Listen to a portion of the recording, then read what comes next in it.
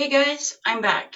I'm going to show you how to check your cat's blood. So we have the test strip, we have the medicine top, little tiny bit of oil in the cap. You don't want much, you don't need anything really, just a little bit. Your kit, glucometer. Don't push it all the way in, don't turn it on, it's easier this way. And I put this on top of the toilet, so it's easy to get to.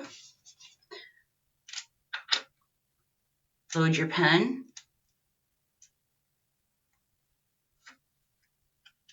Now, I don't do the pen anymore.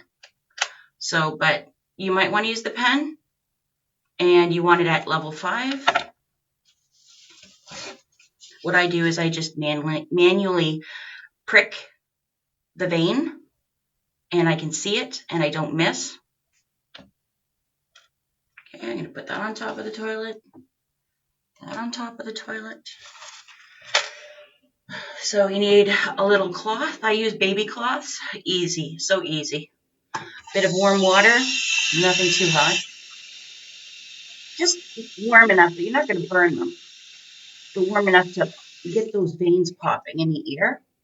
Okay, so I'm going to move you guys down. So give me a second. Okay, so we're back. So I'm going to get the cloth. I'm going to put it under his ear like that. You want to see everything. You want to see the ear. You want to hold onto the tip. Dip your finger in the oil and start rubbing at the edges. You can use your thumb too.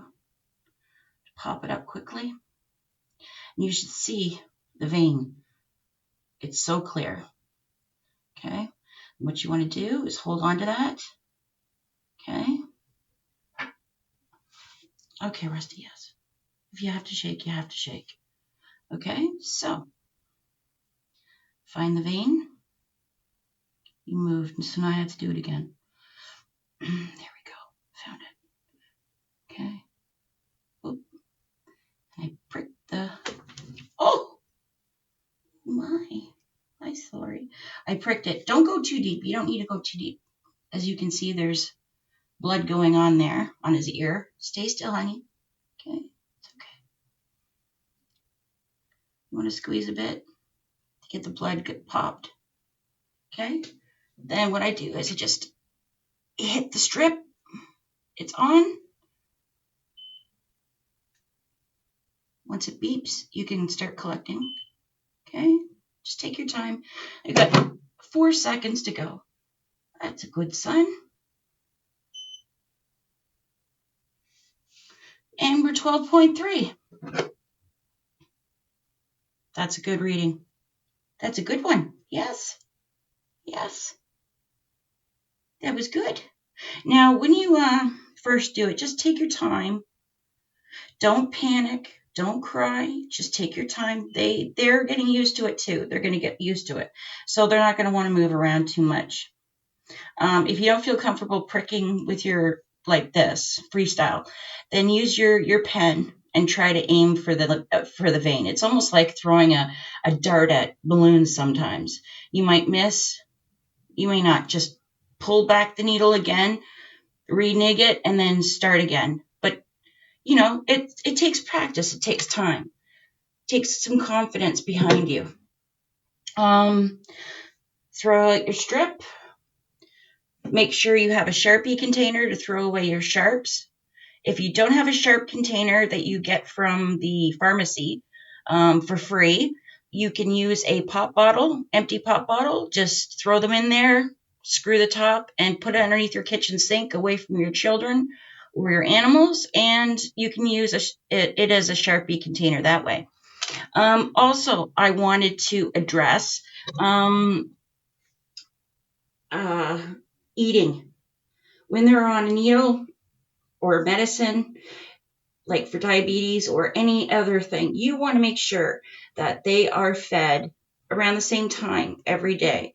So he eats 3 times a day. I make sure that he eats around those 3 hours. He eats at 6 o'clock in the morning.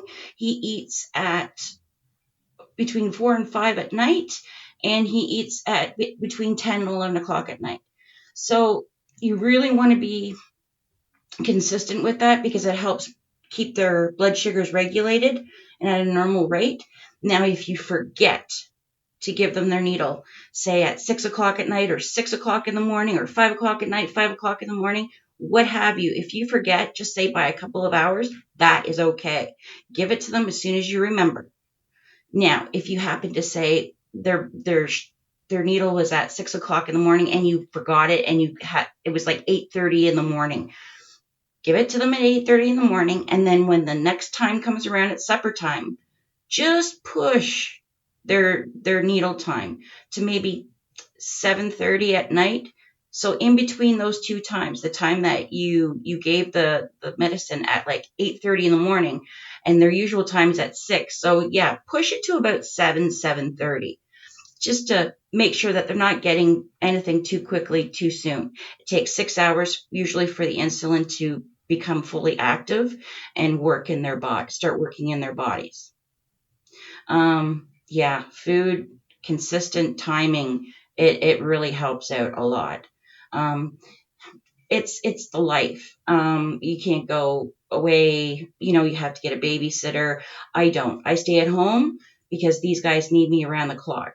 So it's life. But if you love your cat as much as I do, you'll stick around so that they can have a really good, fulfilling life. Next video, part 3, is how I give Rusty his needles, where you can give them, and what's good spots. See you on the next video. Thanks, guys. Bye.